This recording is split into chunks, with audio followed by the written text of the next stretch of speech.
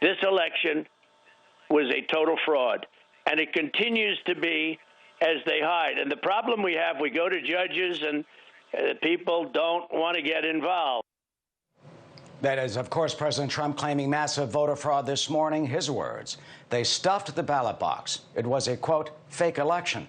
All this despite the fact that his campaign has failed to prove any of this in court. In fact, your government, election officials, experts, and others, many of them Republican, including Trump-appointed officials, say that the president's claims are false and unsubstantiated. He does, though, promise to reveal the alleged fraud in court, including a slew of affidavits from people who say they did witness election wrongdoing. But legal experts note affidavits are not necessarily fact. And election authorities across the country vow to investigate any claim of election fraud. But the president's pronouncement have caused some of his supporters to doubt the veracity of the election.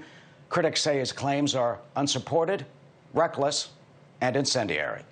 Hans Nichols, political reporter for Axios, is here. Hans, what is your reaction to what we heard from the president this morning? Well, it's more of the same. The president hasn't broken new ground. The news from the president will be when he formally decides to concede. He's hinted a little bit more. He seems in his mind getting closer to that final destination, if it is indeed his final destination. From the Biden campaign's perspective, they're largely ignoring this. They're proceeding with the transition process. They're now going through these intelligence briefings. They're going to be making more announcements on the staff side and the cabinet side. So from the Biden side, the strategy is conscious avoidance and make sure that they have the legal strategy in place to meet any challenges from the Trump team. Let's break down to some of what the president claimed this morning. He says there were massive dumps of illegal votes in Biden's favor, specifically pointing out Detroit. Here's the president. You just take a look at just about every state that we're talking about, every swing state that we're talking about, and they did these massive dumps of votes, and all of a sudden I went from winning by a lot to losing by a little. Well, officials say these are not illegal dumps. That's just the counting of the many mail-in ballots that are entered into the computer system. Are these illegal votes? Is that a proof of massive voter fraud? Well, there's no evidence to substantiate that. And when you talk to Republicans in these states or on these election boards, very few of them are substantiating that at all. So, you know, it was last week, it was the Secretary of State down there in Georgia. I had a conversation with him, and he said, look, we did everything possible to make sure this election was full of integrity. There's chain of custody on the ballots, signature matching. And he says, look, it was a close election, but Donald Trump simply lost.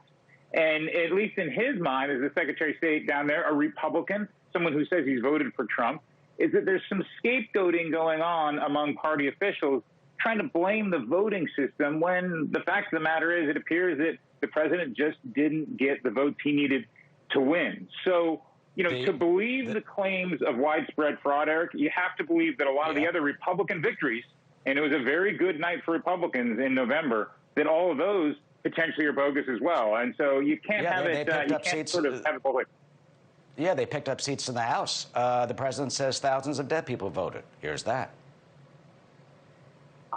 There are a lot of dead people that so-called voted in this election, but dead people were, in some cases, in many, many cases, thousands of cases, voted. Officials point out that does happen sometimes, either clerical errors or maybe a husband or wife votes in the name of someone who's deceased. That's a felony. Was that enough to change this election? Statistically, likely not. When you just look at the number of deaths that have been out there, that, you know, and you transpose that onto the universe of ballots. But you raise a very good point, and that is that anecdotally, you will always have a few examples of voter irregularity, even downright fraud. Like, it happens, right? You have a massive election. We don't have a total number of votes, but you're getting close to 150, 160 million range. So when you have that number of votes that are out there, you're going to have a few that weren't on the up and up. The question is, does that pollute the entire process? Yeah. He also pointed out what he's been hammering away at, Dominion voting machines. Here he is saying that the voting machines switched a massive number of votes from Mr. Biden, from him to Mr. Biden, and therefore, in his view, quote, rigged the election. We had glitches where they moved thousands of votes from my account to Biden's account, and these are glitches. So they're not glitches, they're theft, they're fraud, absolute fraud. Here is what Dominion says about that. Quote, "It is important to understand that that is not possible, not on a machine-by-machine basis, not by alleged hacking, not by manipulating software, not by imagined ways of sending votes to overseas locations. But even if it were possible, it would have been discovered in the statewide hand count of votes." Dominion says, quote, "There were no glitches." And I should point out that every Dominion machine is backed up by a paper trail, a paper ballot. So when they, for example, in Georgia did the hand count, it matched up what Dominion found exactly. Did the Dominion machines create a unfair, improper election?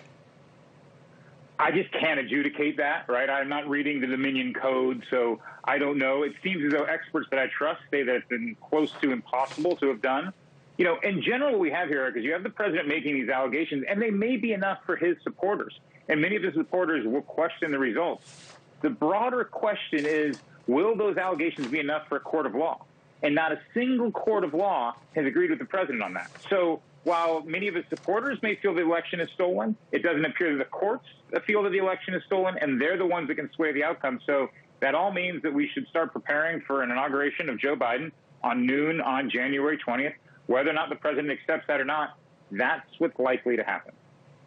Finally, Hans, it seems that we have a president who he can't wrap his brain or mind around the fact. He can't process the fact that someone who he thinks is so inferior to him won the election. Maybe, or maybe he's just establishing a predicate for running in 2024. So, you know, I don't know what the president's overall long-term strategic plan is here, if there's a plan, or even if it's strategic. But we know, at least rhetorically, he's not accepting it, and he's clearly laying the predicate for a run in 2024. So, you know, I guess we can just get used to the sequel on it, okay? And finally, what does this do to the belief, the trust, the integrity, the credibility of our democracy, of our election system, the foundation of our very republic? It's a tough call, right? I mean, the peaceful transfer of power, the acceptance of results has been here for the past, 225 some years. And if the president goes in a different direction on this and doesn't even participate in the inauguration, that will be something new. And I think we should note that and mark that and explore what it means for the significance, not just of his party, but of the country and as you said, the foundations of democracy. Hans Nichols, political reporter at Axios. Hans, thank you for your insight and your analysis. Barthel? Eric, thank you.